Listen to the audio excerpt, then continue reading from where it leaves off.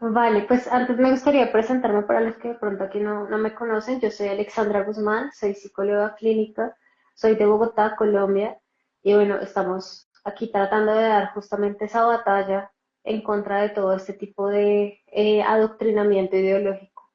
Entonces, bueno, para responder tu pregunta, la disforia de género se ha definido tanto en el CIE-11 como en el DSM-5, que son los dos manuales diagnósticos que se utilizan en psicología y psiquiatría.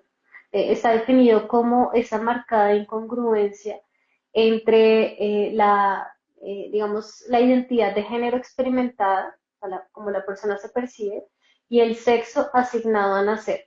O sea, esa definición ya de por sí es un peligro. Así está definido, pero ya es una definición totalmente ideológica porque nos están hablando de sexo asignado al nacer. Nosotros sabemos que eso no es así, o sea, el sexo no es que se asigne arbitrariamente al nacer, sino que pues nacemos con un sexo biológico que no depende de lo que los médicos arbitrariamente quisieron determinar. Entonces es gravísimo que ya en los manuales tengamos una definición que es meramente ideológica. Pero así como a grandes rasgos para responder tu pregunta, es eso, es esa incongruencia, perdón, entre el sexo biológico y la identidad autopercibida.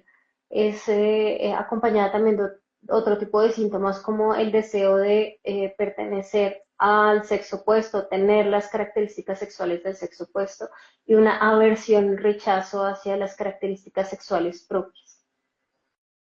Ok, sí, anteriormente, como les comentaba, ¿no? Por este medio habíamos compartido algo al respecto eh, sobre esta temática, ¿no? Que es fundamental y como le comentaba ahorita al inicio, en el contexto de, de estas aprobaciones que se están haciendo en diferentes legislaciones sobre o centrándose en los menores, ¿no? Eh, Hablando de eso, ¿no? Muchas veces podemos encontrarnos, comúnmente podemos encontrarnos, o una familia se puede encontrar, o una persona, algún conocido, con algún menor de edad que pueda mostrar ciertos rasgos, ¿no? Ciertos rasgos puedan asociar a esta parte y se toma a la ligera esta situación de catalogarlo o etiquetarlo desde temprana edad con alguna situación parecida y proceder con lo que ahora se nos está ofreciendo para el cambio. Pero me gustaría que pudiéramos abordar esta parte de en qué consiste, ¿no? Porque muchas veces solo se habla de un cambio de o se invita al cambio, pero ¿en qué consiste, no? Desde esta parte legal, por ejemplo, como le comento que pasó acá en nuestro estado, hasta ese siguiente paso, que sería ya el cambio, lo que llamamos el cambio de sexo, ¿no? La parte Bueno, pues a partir de que se identifica esa incongruencia, lamentablemente estos tratamientos afirmativos que se quieren imponer, lo que proponen es que debe haber como, digamos, tres grandes pasos. El primero sería una transición social, donde ahí todavía no se hace una intervención quirúrgica ni nada de eso, sino que solamente la persona empieza a usar los pronombres que quiere usar. Entonces, ahora las personas, no sé si lo has notado, ahora las personas se presentan como mi nombre es tal y mis pronombres son ella o ella o cosas así. Entonces, ese es el primer cambio, la transición social con los pronombres, digamos, escogidos por esa persona y quizá también un cambio en el vestuario, otro tipo de cosas, dejarse de pronto el cabello más largo, alguna cosa así, pero es una transición meramente social. Esto hasta aquí es reversible. Luego de esto viene la fase de bloqueadores de pubertad. Se le empiezan a dar bloqueadores de pubertad para que pues, el niño no se desarrolle, no pase por una pubertad normal. Y esto es supuestamente reversible. Y lo digo así porque la gran mayoría de personas que promueven este tipo de tratamientos juran que esto es totalmente reversible, que en cualquier momento simplemente se les deja de dar bloqueadores de pubertad y en el momento en que se les deje de dar, pues ya van a pasar por la pubertad normal. Eso es falso, eso es totalmente falso. O parcialmente cierto, por decirlo así. Porque si bien sí es verdad que después pueden pasar por una puerta, la puerta que se estuvo, digamos, frenando, va a haber cambios que son totalmente irreversibles. La persona ya, pues ya no desarrolla o puede quedar, por ejemplo, con infertilidad definitiva o cosas así. Entonces, va a haber consecuencias que no son para nada reversibles. Después de la fase de los bloqueadores de pubertad, tiene la hormonización cruzada, que es darle las hormonas del sexo opuesto, hormonas sintéticas, no son hormonas naturales, además.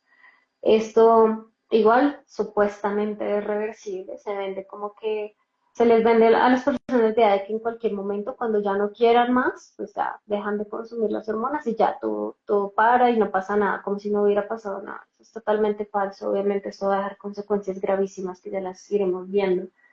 Pero bueno, está esa fase de hormonización cruzada. Y finalmente viene ahora sí la cirugía de reasignación de sexo, donde pues ya la persona empieza a hacerse implantes o se hace una vaginoplastia o alguna cosa así. Esto sí ya es catalogado como definitivamente no reversible. O sea, las cirugías ya definitivamente no son reversibles, ya después de eso no hay nada que hacer. Entonces, en eso consisten esas intervenciones de cambio de género, cambio de sexo. Sí, ¿no? Y en esta parte de, ¿no? En el menor de edad, eh, ah, cuando se llega en el momento o en la etapa límite, ¿no? Donde una situación irreversible, siempre manejamos esta parte o esta argumentación, ¿no? ¿No? Menor de edad, eh, por ley se ha establecido que no puede realizar ciertas actividades o tomar ciertas decisiones por la etapa natural de su desarrollo, ¿no? Donde no está apto para tomar ciertas decisiones tan trascendentales e irreversibles, o más bien en este caso irreversibles, ¿no? Hay otras situaciones que inclusive no son irreversibles, pero por la etapa de su madurez, pues no pudiera todavía acceder como tal, ¿no? Pero eh, siguiendo con esta parte, ¿no? ¿Cómo funciona esta parte del desarrollo psicológico? ¿Cómo va desarrollándose la parte del desarrollo psicológico de un ser humano? Centrándonos a lo mejor en la etapa de la niñez, de la adolescencia, y por qué es algo impensable, ¿no? Pretender que un niño, un adolescente tome una decisión así, cuando está tomando tan a la ligera, ¿no? Que los menores, y se está difundiendo este mensaje de que los mejores, como se habla, no vivan su sexualidad en plenitud o expresen su sexualidad en plenitud, invitándolos a este tipo de prácticas o de decisiones autónomas supuestamente, ¿no? ¿Cómo se desarrolla pues la madurez en estas etapas psicológica del niño, del adolescente? Bueno, pues justamente se trata de un desarrollo, o sea, que es gradual. Ese desarrollo, tanto físico como psicológico, no termina sino hasta los 25 años. O sea, una persona no termina de desarrollarse sino hasta los 25 años y ahí es cuando ya viene como la fase más bien de declive.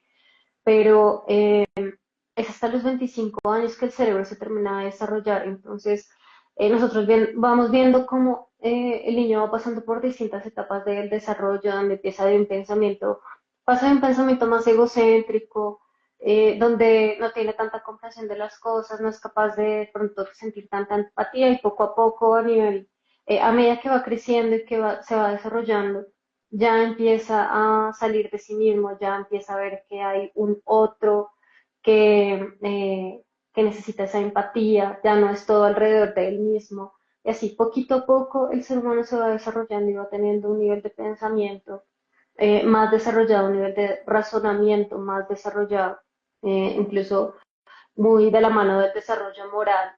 Y hay una parte en específico del cerebro que es justamente la que más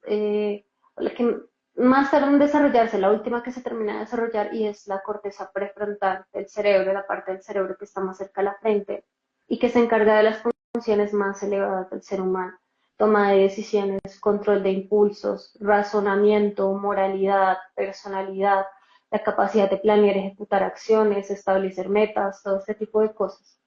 Entonces, si estamos hablando de que esa parte del cerebro no se termina de desarrollar hasta los 25 años, pues ¿cómo vamos a esperar que un niño de 7 años, un adolescente de 14 años ya pueda tomar ese tipo de decisiones. Entonces no podemos hablar de consentimiento en un menor de edad. No hay consentimiento en un menor de edad, justamente porque está faltando que se termine de desarrollar esta parte del cerebro que es capaz de controlar impulsos, que es capaz de razonar, que es capaz de medir las consecuencias de lo que está haciendo. Y pues el hecho de que se tomen o que se pretenda que estos niños tomen decisiones a esas edades termina siendo muy contraproducente porque, por supuesto, como no miden todavía las consecuencias de sus actos o no miden el largo plazo, las consecuencias a largo plazo, entonces pues se van a arrepentir después. Eh, en, en particular, no hay comprensión de las consecuencias irreversibles, porque como hablábamos hace un rato, pues hay consecuencias que son, sí, consecuencias que son reversibles y otras que son totalmente irreversibles. Entre las irreversibles, aparte de todo tipo de enfermedades, está la infertilidad. Pero entonces, claro, por ejemplo, una niña de 14 años podría decir, pues no pasa nada porque igual yo no quiero tener hijos, no me importa. Entonces, pues puedo someterme a esos tratamientos y quedar infértil porque no me importa, no quiero tener hijos. Pero todos sabemos que mucha gente pensaba así a los 14 años y luego ya a los 30 años su pensamiento era completamente diferente. Ya a los 30 años ahí sí ya querían tener hijos, ya estaban formando familia, todo este tipo de cosas. Entonces, obviamente una persona a los 14 años no va a dimensionar que más adelante puede querer otra cosa, que hoy piensa una cosa, mañana puede querer otra y se puede arrepentir de esas decisiones irreversibles. Lo de la infertilidad es solamente un ejemplo, pero hay otros, como el cambio de voz. El cambio de voz con la hormonización cruzada es irreversible. Por más de que uno ya deje de consumir las hormonas, ya la voz quedó como quedó, ya quedó como masculinizada en el caso de las mujeres que transicionan a hombres o feminizada en el caso de los hombres que transicionan a mujeres. Entonces, no podemos hablar de consentimiento por esa razón. No hay una capacidad de dimensionar las consecuencias a largo plazo y el hecho de que podemos llegar a cambiar de opinión por el hecho de que la corteza prefrontal del cerebro no está totalmente desarrollada. Y me resulta muy interesante, muy importante resaltar esta palabra, este concepto, consentimiento, ¿no? Que hoy se está mencionando mucho como una supuesta protección de los menores, inclusive por las autoridades. Esta semana se revisaba unos libros de texto de etapa secundaria y hablaba de esta situación, ¿no? De que nadie tocara, tiene derecho o a tocarte sin tu consentimiento, ¿no? Como si un niño menor de edad pudiera tener la capacidad, como se menciona, de dar consentimiento en ese sentido, o si fuera lícito, que fuera tocado con un consentimiento. Entonces, muy importante esta parte y que la argumentación es lógica, ¿no? O sea, cómo o por qué no se le debería permitir o se debe permitir que un acto funcione así, pero hoy pues estamos en una etapa o en un contexto como de supuesto empoderamiento, que de, de ellos tratando de empoderarlos en toma de decisiones que ellos pues aún no pueden. Entonces, ahorita veía aquí una pregunta que nos hacían, que me gustaría que la abordáramos ahorita en la parte de causas, ¿no? Que creo que va de la mano, que hablaba así, la leo ahorita brevemente para contestarla más adelante. Decía, ¿quieres comentar por favor cuál es el rol del padre para que las chicas que tienen disforia puedan salir de esto? Ya que muchas profesionales mencionan que el padre ejerce un rol fundamental. Entonces me gustaría que ahorita lo pudiéramos responder en la parte de causas para primeramente hablar sobre algo muy importante que identificamos actualmente, que es una crisis de identidad, ¿no? Donde las personas, y a lo mejor se torna un poco más pronunciadamente en la adolescencia, ¿no? En la pubertad de la adolescencia, donde los chicos se encuentran en una etapa de crisis de identidad que pudiera ser natural, pero que también tiene que ver, natural por su etapa, que tiene que ver con el impacto social o con todo lo que están recibiendo por parte de los diferentes medios de comunicación o la convivencia misma que tengan o el contexto familiar, lo que sea. Entonces, ¿de qué forma evalúas esta parte de la crisis de identidad o cuál es tu opinión sobre la crisis de identidad que estamos donde pues los chicos o a los chicos se les está ofreciendo esta parte de invitarlos a la deconstrucción o a la construcción de su misma personalidad, yendo hasta el extremo, ¿no? Ujú. Exactamente. Pues como tú lo mencionabas, la crisis de identidad es totalmente normal. Todo el mundo llega a una etapa en la vida donde tiene que responder a la pregunta ¿quién soy? ¿Para qué estoy en este mundo? ¿Qué estoy llamado a hacer? Todo ese tipo de cosas. Entonces, este tipo de crisis identitarias son parte de la vida, son parte del desarrollo humano, y tienen incluso ya un tinte no solamente psicológico, sino que ya pasan a tocan el plano espiritual, el plano más trascendental. Y está bien que nos planteemos este tipo de preguntas, está súper bien que nos cuestionemos sobre quiénes somos, de dónde venimos, cuál es nuestra meta, para dónde vamos. Eh, esta etapa normalmente se da en la adolescencia, que es la etapa donde empezamos a romper con los valores de nuestros padres para encontrar cuáles van a ser nuestros valores. O sea, es la etapa donde decidimos si vamos a seguir con los valores de nuestros padres, si los adoptamos, si los aceptamos, o si rompemos con esos valores y buscamos algo nuevo.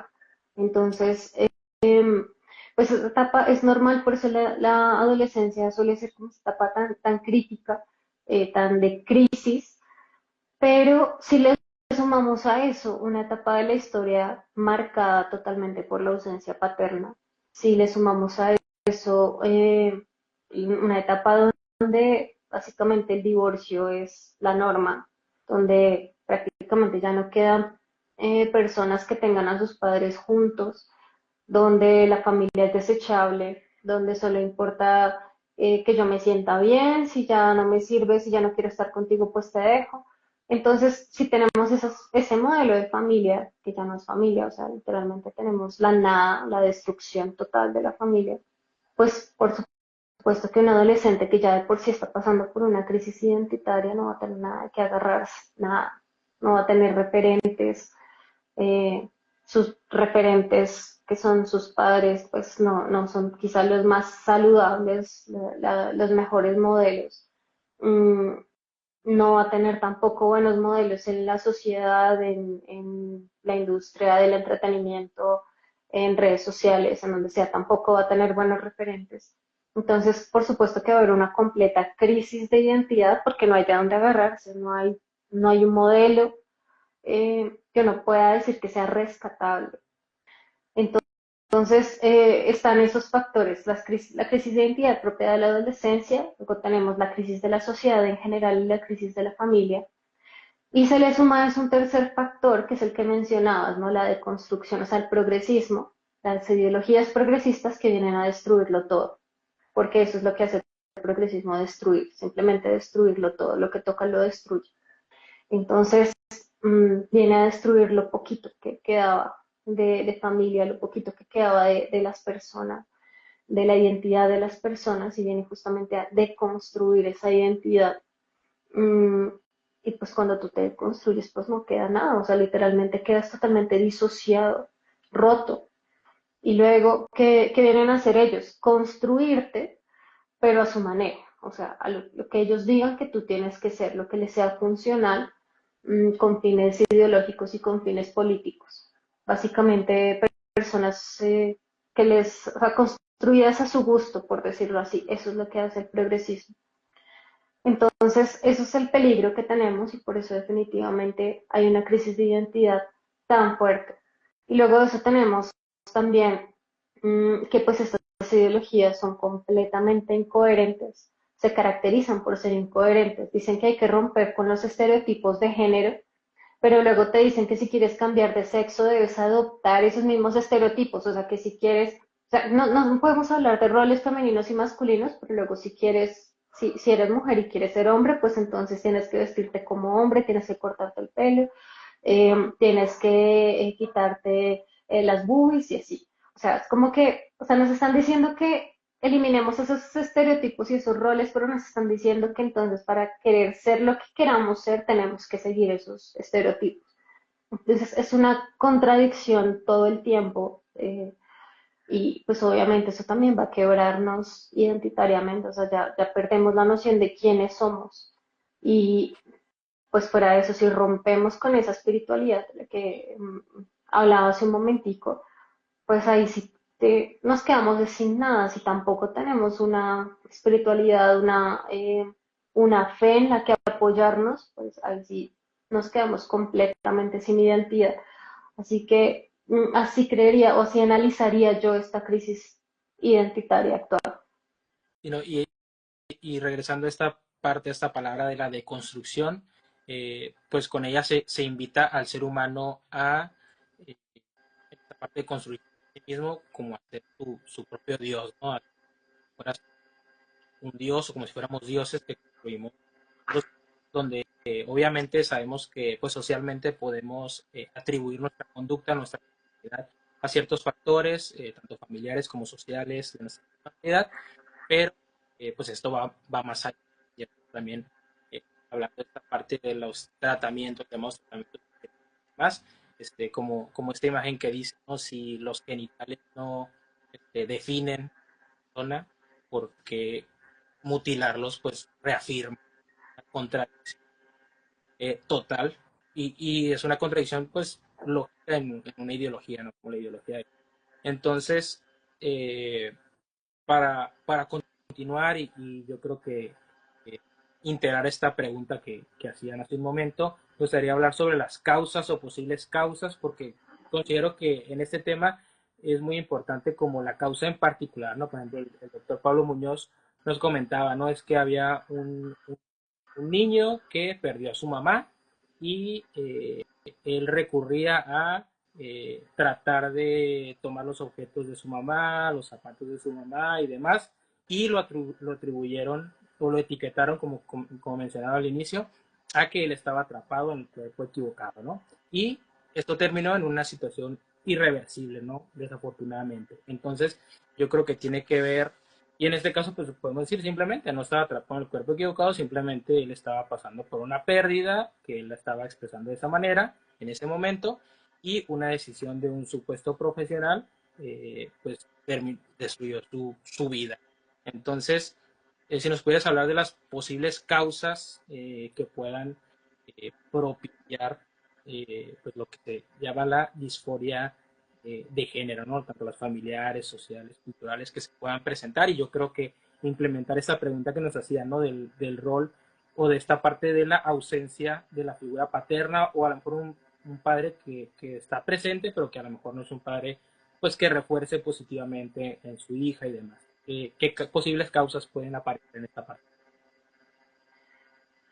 Bueno, yo creo que sí tenemos que hacer esa claridad de lo que tú mencionabas, de que hay cosas que definitivamente no son disforia de género, pero esta gente medio psicópata pues está tomando esos casos para distintas cosas o para instrumentalizarlos con fines ideológicos y políticos o mamás que pues tienen alguna condición psicológica grave y eh, básicamente están usando a sus hijos para ellas tener atención o este tipo de cosas. Entonces, sí, tenemos que distinguir esos casos como que tú mencionabas, donde definitivamente eso no es disforia de género, que un niño esté pasando por un duelo y esté usando los objetos de su mamá simplemente para atravesar un duelo.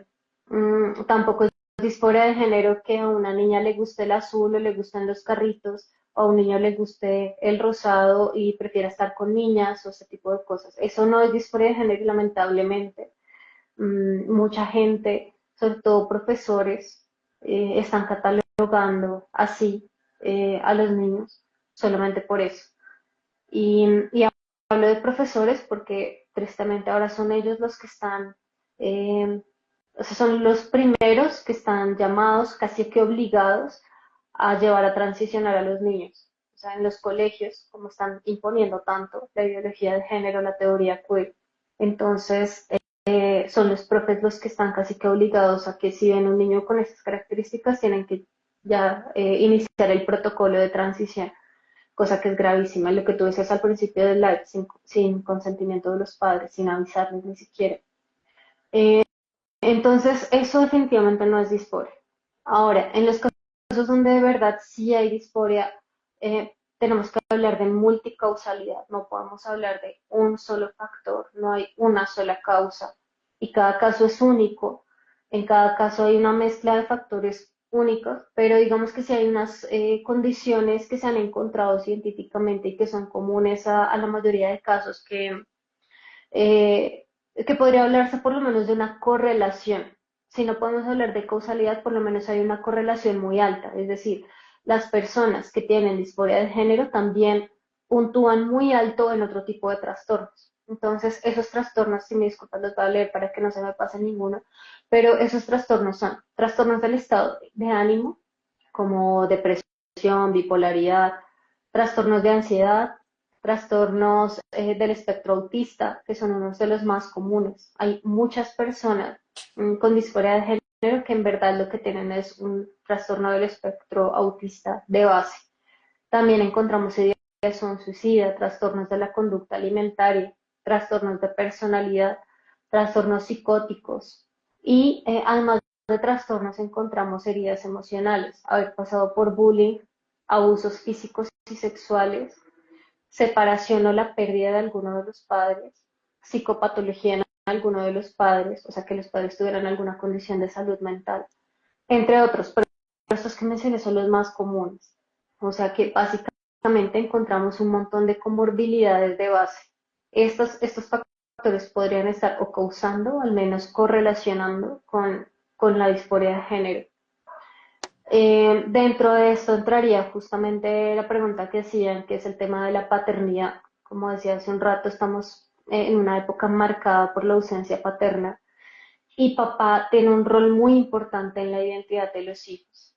Cuando papá no está, perdemos la noción de quiénes somos. Papá, lamentablemente también lo han querido vender como que como que no aporta nada, o sea, es como que papá podría estar o no estar y da lo mismo, que la que importa es mamá. Eso es totalmente falso.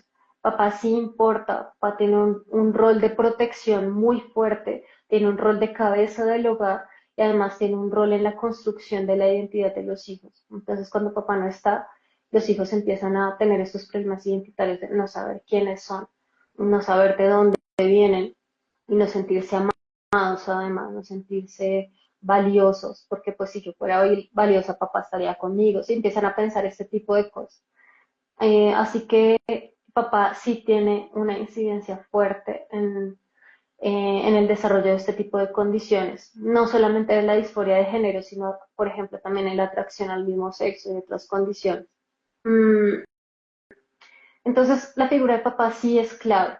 Y no solo su ausencia, a veces su presencia mmm, dada de una manera que no sea la más saludable también afecta muchísimo.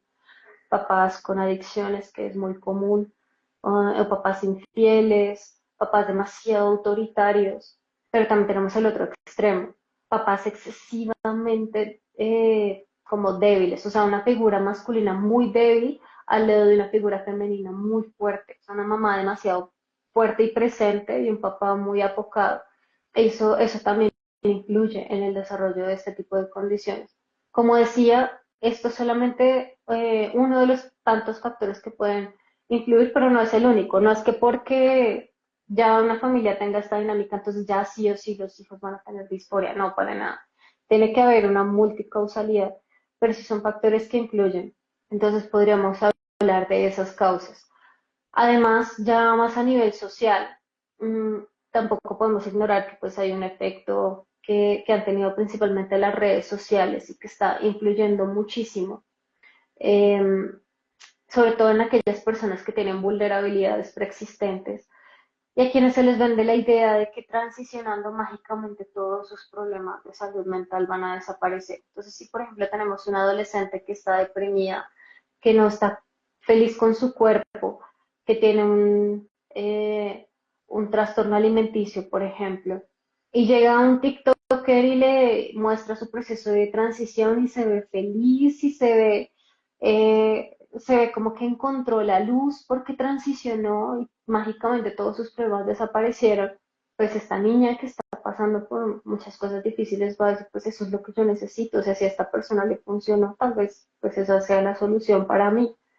Entonces ahí tenemos un efecto de contagio social y está muy, muy marcado precisamente por eso, por las redes sociales y por la forma por la que los activistas que han sido muy astutos cómo venden esos procedimientos de transición. Pues, les han metido esa idea.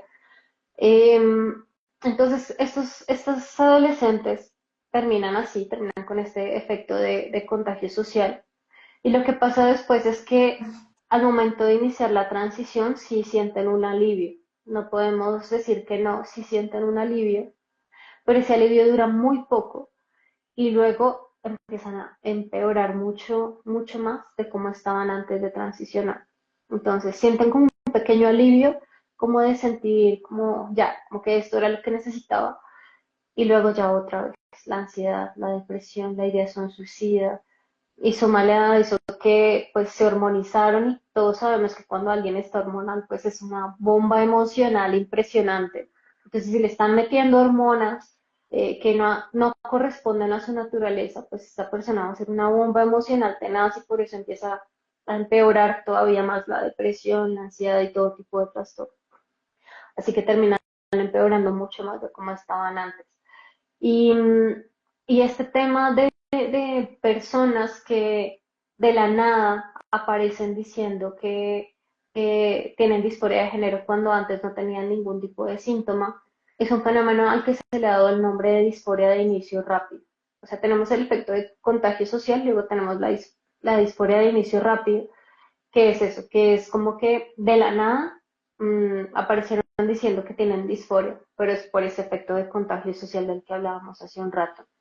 Y esto se ha dado principalmente entre las niñas, entre las mujeres. Todavía no hay como una explicación así muy, muy a fondo de por qué está afectando más a las niñas que a los niños, pero sí se está disparando muchísimo entre las niñas.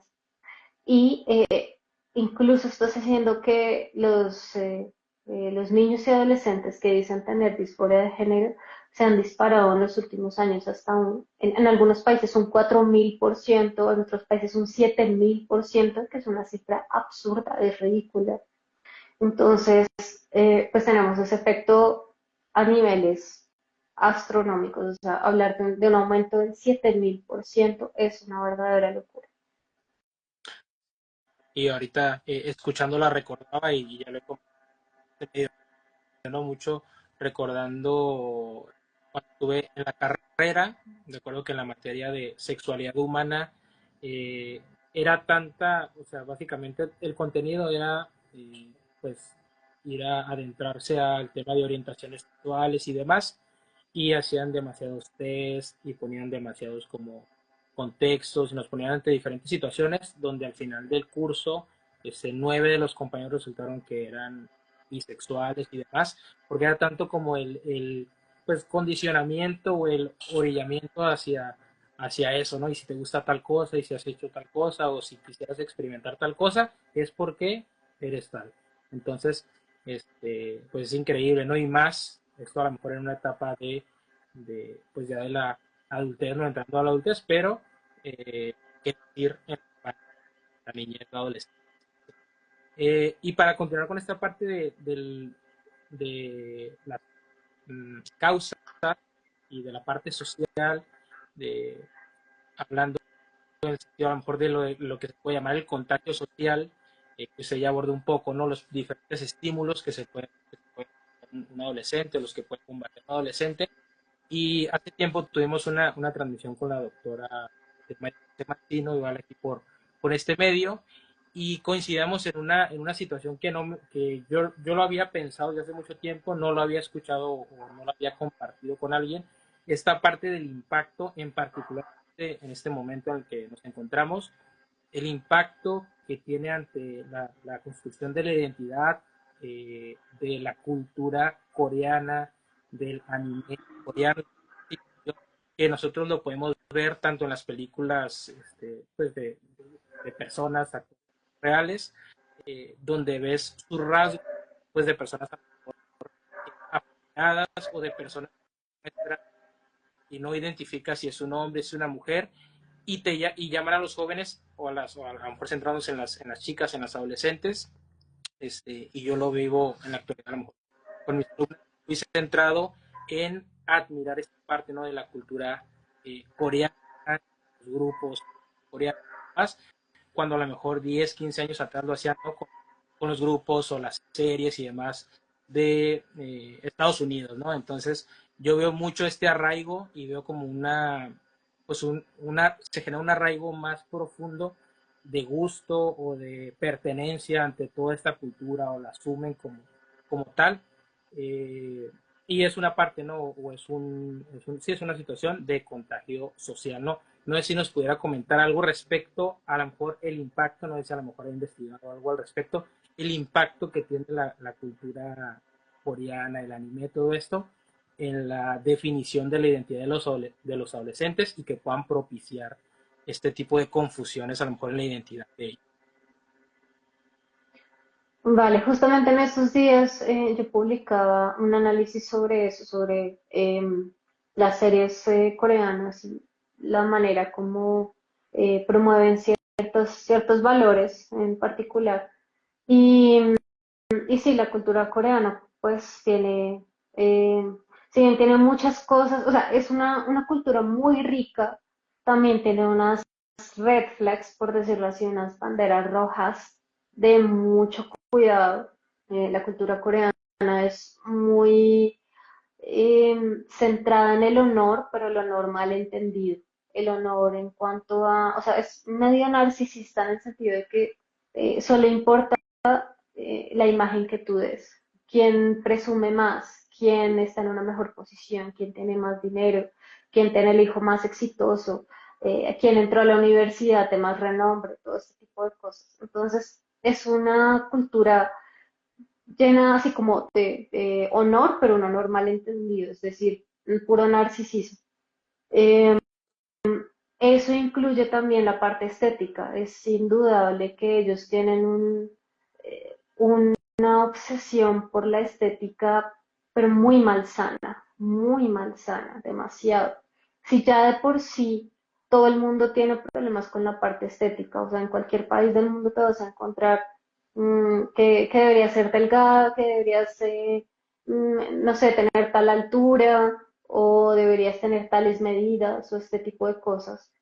Allá de por sí ya es mucho más fuerte porque no, allá niños de 3 años ya llenos de maquillaje, no por nada son famosos justamente por sus habilidades de maquillaje.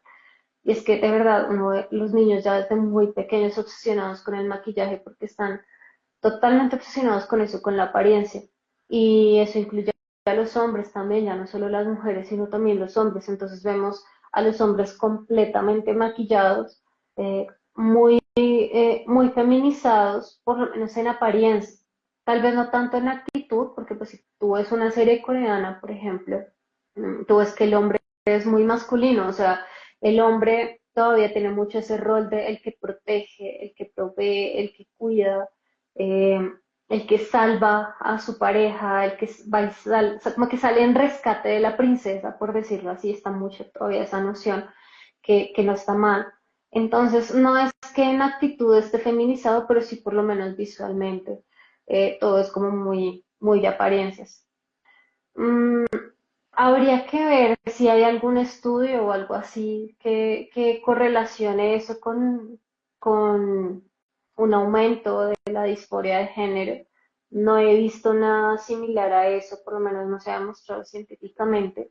Pero, pero como parte de la industria del entretenimiento, junto con las redes sociales, TikTok y todo eso, ciertamente puede llegar a influir si es que esto llega a una persona que tiene alguna vulnerabilidad ya preexistente.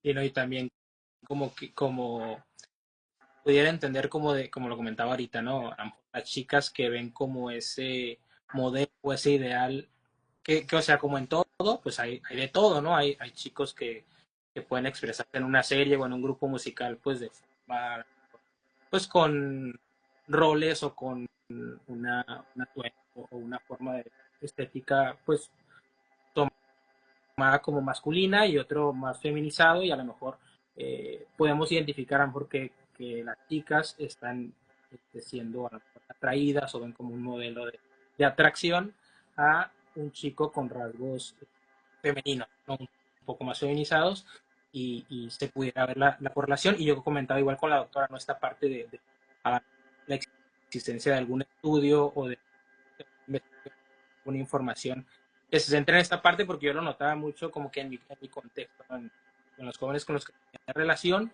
este, y notaba a la cultura, ¿no? Como que lo recibían y como que era muy profunda este arraigo, ¿no? Entonces, y me parecía muy interesante, igual veía ahí el y me parecía muy interesante como ir poniendo esto sobre la mesa porque está cada vez más a la de todos y todos los pues recibiendo como tal. Entonces, igual me gustaría hablar en el mismo contexto de esta situación sobre lo que se llama oficialmente, ¿no? Lo que se llama como las terapias de conversión. Que, pues, real lógica, pues sería al revés, pero el nombre oficial es lo que llaman terapias de conversión, ¿no? Que si bien sabemos que hay de todo, ¿no? Hay profesionales o pseudo profesionales que pueden dar o ofrecer procesos de intervención que pueden llevar, digo, violencia, situaciones no éticas y no correctas, adecuadas en el terapeuta.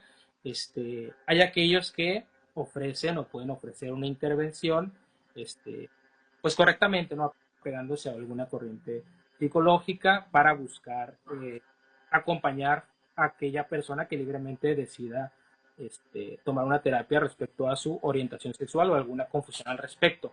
En mi estado, así como le comentaba, el tema de las infancias trans, lo que llaman las infancias trans, también hace un par de años se prohibieron, primero en mi estado y luego ya en todo el país, lo que llaman las terapias de conversión y no lo centraron solo en la parte terapéutica, ¿no? Del profesional psicólogo, sino cualquier esfuerzo por reeducar o por buscar modificar la orientación sexual de la persona, ¿no?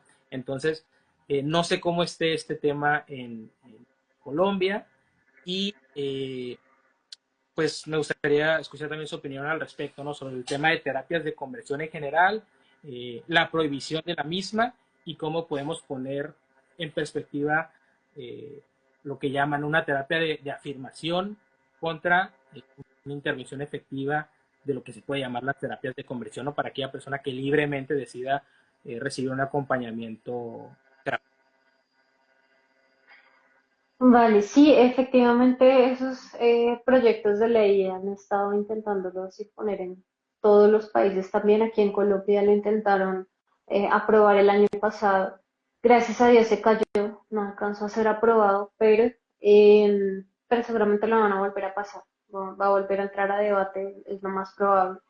Em, entonces se trata, bueno, las terapias de conversión, como se entendían antes, eran lo que tú mencionabas, esas terapias bastante cuestionables desde el punto de vista ético y moral para cambiar la orientación sexual de una persona o para supuestamente volverla como derecha, por decirlo así. Entonces eso incluía realmente tortura, cosas como electrochoques, un montón de cosas que no están para nada bien, pero que entendidas así, esas terapias ya no existen hace muchísimo tiempo, eso ya está prohibido hace muchísimo. Y además que si es que existieran, pues estarían tipificadas bajo el delito de tortura. Por lo tanto, eso ya no existe hace mucho tiempo porque sería delito en cuanto a que es tortura. Pero entonces, claro, estas personas, nuevamente el progresismo con sus eufemismos, empieza a disfrazar como terapia, como terapia de conversión o como tortura, todo lo que se haga para tratar de acompañar a estas personas. Entonces son muy hábiles en el uso del lenguaje, son muy hábiles en la manipulación emocional.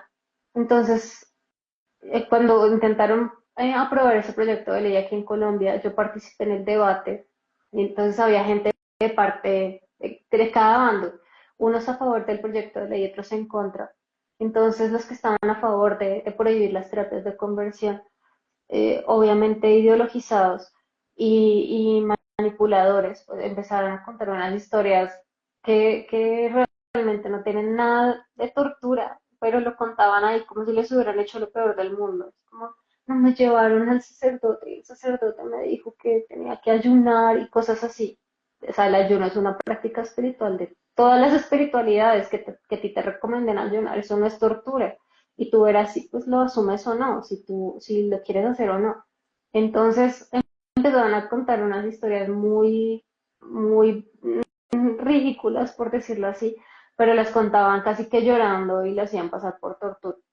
Entonces, eso es lo que han querido imponer lo que tú dices, ya no solamente que los psicólogos, los profesionales de la salud, tanto física como mental, puedan acompañar a estas personas, sino que cualquier persona eh, no les puede ni siquiera dar un consejo. O sea, literalmente está prohibido hasta darles un consejo. Eso es lo que se busca con estas leyes. Leyes mordaza, o sea, no puedes decirles absolutamente nada.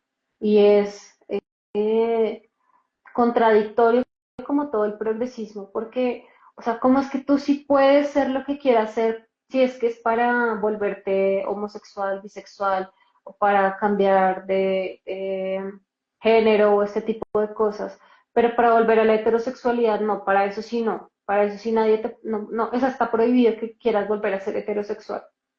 Eso no tiene ningún sentido. Cualquier persona tiene derecho, si quiere, a volver a la heterosexualidad y a buscar la ayuda que quiera para eso.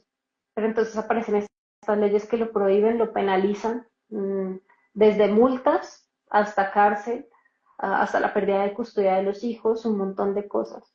Así que es gravísimo lo que estamos viviendo en este momento, el nivel de censura, el nivel de adoctrinamiento y la vulnerabilidad en la que quedan las personas con estas condiciones porque no tienen ayuda, o sea, no se les puede ayudar.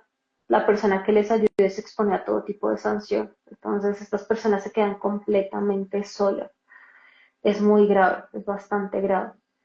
En contraposición a esto, lo que sí se ha demostrado es que la verdadera intervención efectiva es una terapia integral desde todas las áreas, desde lo biológico, lo psicológico y lo espiritual, o sea, acompañamiento médico, psicológico pues el espiritual, a través de sanar heridas emocionales, porque si hablamos de que la disforia de género tiene que ver con heridas emocionales como abusos sexuales, bullying, exclusión social, el divorcio de los padres, este tipo de cosas, pues es importante sanar esas heridas emocionales, es importante abordar también en terapia todos los trastornos y todas las comorbilidades que mencioné hace un rato, como la ansiedad, la depresión, los trastornos del estado de ánimo, trastornos psicóticos, todos los trastornos que mencioné.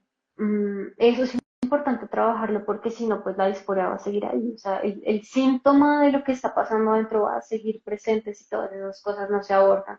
Así que la psicoterapia, la sanación de heridas emocionales, las terapias exploratorias y el acompañamiento integral, el acompañamiento interdisciplinar, es lo que ha demostrado ser realmente eficaz en este tipo de cosas.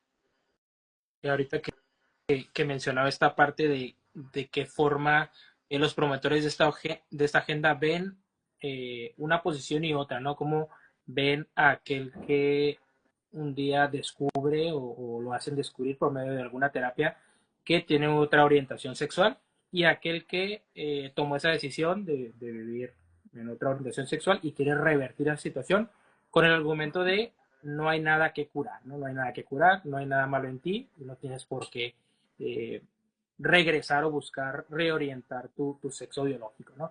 Y recordamos mucho aquí en México como hace algunos años pasó esta situación con un comunicador de espectáculos del programa principal de las mañanas, ¿no? En Televisa acá en México, donde él en una ocasión, en pantalla, anunció que era homosexual y que tenía una adicción a la cocaína, ¿no? Y públicamente en el programa más visto de las mañanas, ¿no? Y fue, tengo muy fresca esa imagen, ¿no? Rodeado de todos los miembros del programa, aplaudiéndolo en una actitud de comprensión hacia él y demás. Y años después, cuando él decide pues revertir esta situación y decir que la homosexualidad es parte de su pasado y que él estaba buscando acompañamiento para reorientar su sexualidad, se convirtió en el enemigo número uno, ¿no? Porque era este argumento, ¿no? No hay nada que curar, no tienes por qué, ¿no? Con una actitud tan autoritaria de tomar una decisión sobre la libertad de él. Y en este contexto de las terapias de conversión comentábamos eso, ¿no?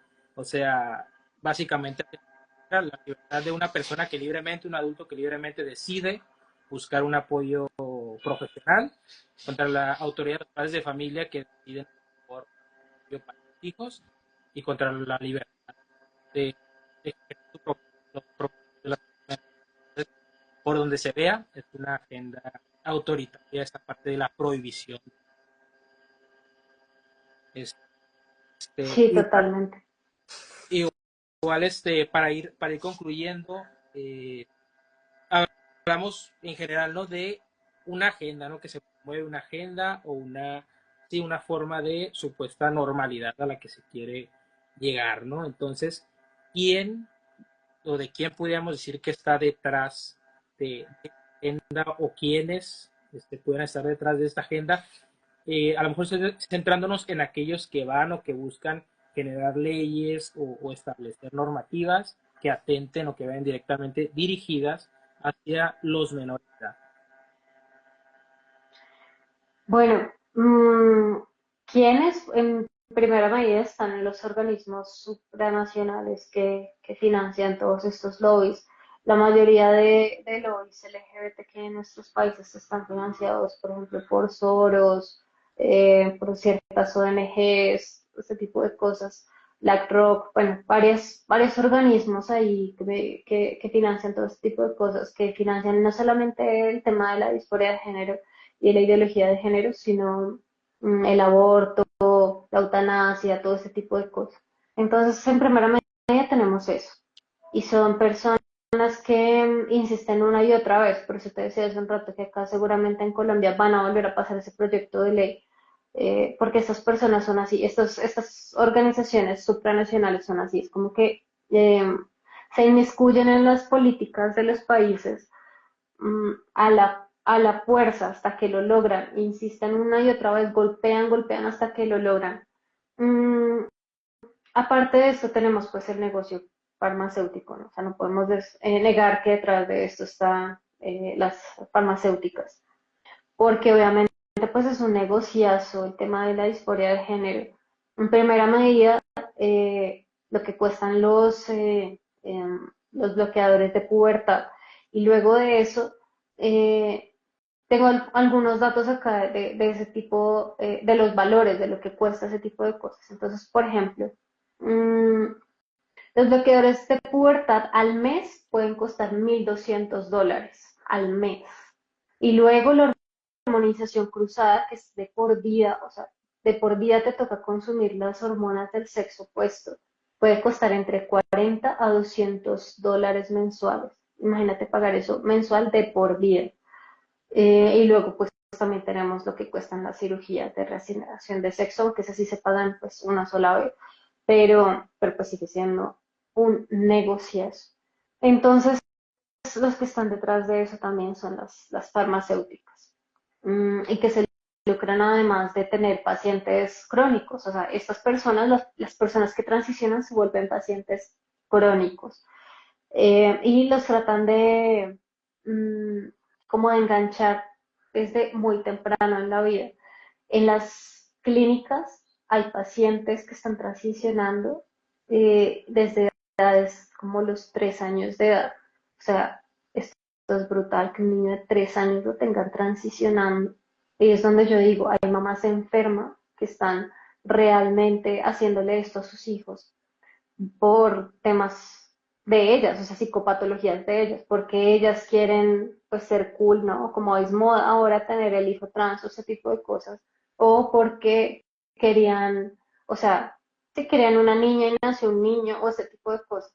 Entonces, esto la verdad es que es gravísimo. Así que sí, detrás de eso están pues definitivamente las farmacéuticas. Y como mensaje a los padres, sí es importantísimo cuidar la educación, porque los colegios están ya plagados de ideología de género, hasta los más católicos, eh, los más evangélicos, la fe que ustedes tengan, pero hasta los más religiosos están plagados de ideología de género. Entonces, ya en ningún colegio, la verdad, se puede confiar. Mm, pero no solamente eso, no solamente la responsabilidad que tiene el colegio, sino también la responsabilidad que tendrían los padres de sanar sus propias heridas, porque muchas heridas emocionales de los hijos pues las causaron los papás. Así que estamos hablando de papás que pues nunca fueron a terapia, papás que creen que no tienen un problema, papás que no reconocen sus errores o que los reconocen, pero luego no saben qué hacer con eso. Que también se ve mucho, o sea, papás que tienen la humildad de reconocer sus errores, pero luego se quedan atrapados en la culpa. O sea, se sienten culpables y se quedan ahí en ese círculo vicioso y no consiguen pasar de ahí. Entonces, esto no es tampoco para infundir culpa para nada, pero sí como para hacer un llamado a decir, hey, trabajemos en nosotros mismos. Los adultos, todos tenemos la responsabilidad de trabajar en nuestras heridas. Mm, y en no tomar una actitud de que la responsabilidad es del colegio o de las redes sociales o este tipo de cosas, sino que estamos haciendo nosotros también en la crianza de los hijos. Eh, es importante aprender a pedirles perdón también a los hijos, hablar abiertamente de las consecuencias de estos tratamientos, hablar abiertamente de todos estos temas espinosos, porque lamentablemente esos temas no se hablan, porque son muy tabú. Tenemos miedo de hablar de estos temas, tenemos miedo de que si hablamos de estos temas al niño se le quede la idea de que de pronto podría tener disforia de género o algo así. No, no tengamos esos miedos, hay que hablar de estos temas. Mm, Obviamente hay que adaptarse al nivel de desarrollo del niño. No le vamos a hablar a un niño de 3 años como le hablaríamos a un adolescente de 14, pero sí hay que hablar de estos temas abiertamente. Hay que formarse mucho, apoyarse en la ciencia, porque yo veo mucho en redes sociales que hay muchas personas que de pronto pues tienen alguna fe y se quedan en el argumento religioso, lo cual no está mal. Por ejemplo, dicen cosas como, es que hombre y mujer los creó, ¿sí? Como que se quedan dando ese argumento una y otra vez. Y es verdad, obviamente, sabemos que Dios creó hombres y mujeres y nada más. Em, pero pues tú no le puedes llegar a un ateo con ese argumento porque, o sea, para el que le llegues con esos argumentos es nada, no va a significar nada, eso no es un argumento para esa persona. Lamentablemente no somos estratégicos a la hora de dar nuestra opinión, a la hora de dar un argumento y necesitamos serlo, no solamente quedarnos con los argumentos religiosos que sí son importantes, yo no estoy diciendo que los dejemos de lado, son importantes, pero que le sumemos a eso los argumentos científicos, porque si no somos capaces de dar cuenta de los hallazgos científicos y de por qué desde la ciencia no deberíamos hacer este tipo de cosas, como la transición de género, pues difícilmente un niño va a entender por qué no debería transicionar. O sea, solamente se va a quedar en, pues no debería porque Dios lo dice y ya, pero pues eso no me es suficiente. Yo necesito entender por qué, o sea, qué daños puedo tener, qué daños no puedo hacer a largo plazo, todo ese tipo de cosas. Entonces, sí me parece importante ser estratégicos en eso. Eh, y también evitar los juicios, evitar um, también un poco como la manipulación en el sentido de que hay muchos papás también que cuando de pronto un niño le dice que tiene atracción al mismo sexo o disforia de género, los papás hacen todo sobre sí mismos. Tú me fallaste como hijo, es que tú no piensas en mí, es que tú me haces sentir mal, estoy muy decepcionado. Así como que los papás hacen todo sobre sí mismos. El niño está pasando una dificultad, necesita ayuda y los padres se hacen como que ellos son las víctimas. Entonces, eso tampoco está bien. Si el niño está pasando por una dificultad, deberíamos ayudarle a él y no empezar a victimizarnos y hacer todo sobre nosotros. No, no deberíamos vivir eso así como que todo gira alrededor de nuestro ombligo. Así que eso también es importantísimo.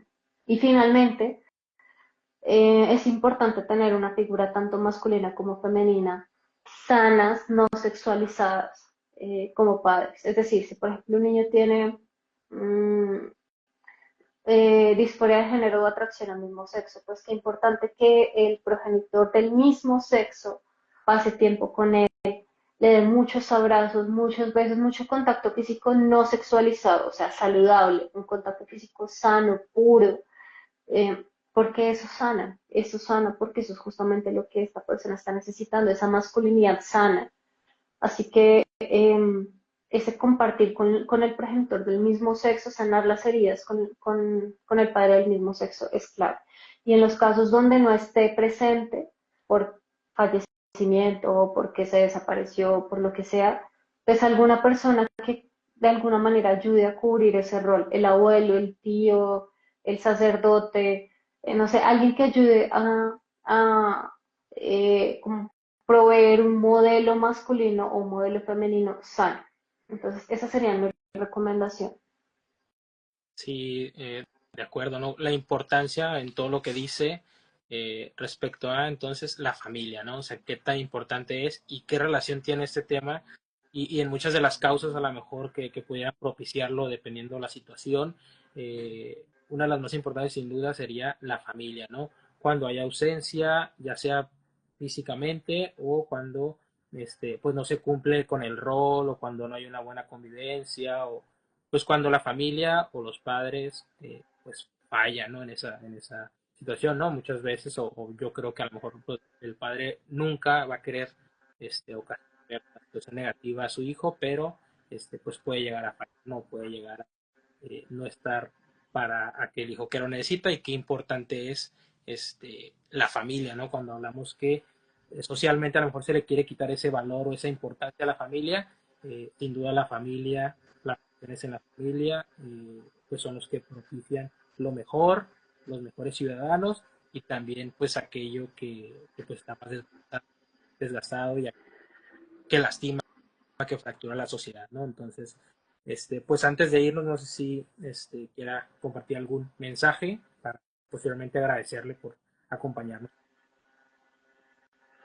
Bueno, yo sí quisiera invitar a que demos la batalla, a que no nos quedemos simplemente en la comodidad de ser consumidores pasivos, sino que esto que ahora sabemos, vayamos y lo difundamos y luchemos desde nuestra trinchera, desde lo que sea que hagamos.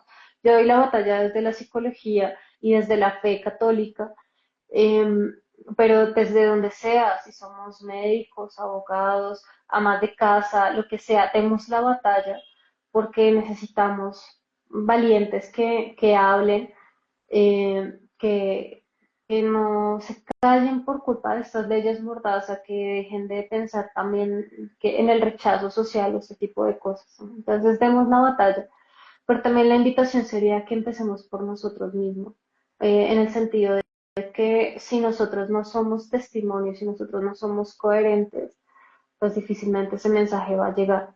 Así que demos la batalla a nivel social, pero también trabajemos en nosotros mismos, empecemos por cambiar nosotros, por corregir nuestra vida, por revisar qué está mal en nosotros, sanar nuestras heridas, todo ese tipo de cosas, porque definitivamente esa incoherencia nos va a pasar factura. Hay muchos adolescentes, muchísimos, que se alejan de la fe o que caen en ese tipo de cosas por la incoherencia de sus padres, que muy religiosos y todo, pero cero coherentes. Entonces sí me parece importante eso, que demos la batalla a nivel social, pero que empecemos por lo individual, por lo personal. Ese sería mi mensaje. Y bueno, no, no, muchísimas gracias por este espacio, gracias por traer a las redes sociales estos temas tan importantes y por la valentía de hablar de esto sin censura, sin miedo. No, de igual forma,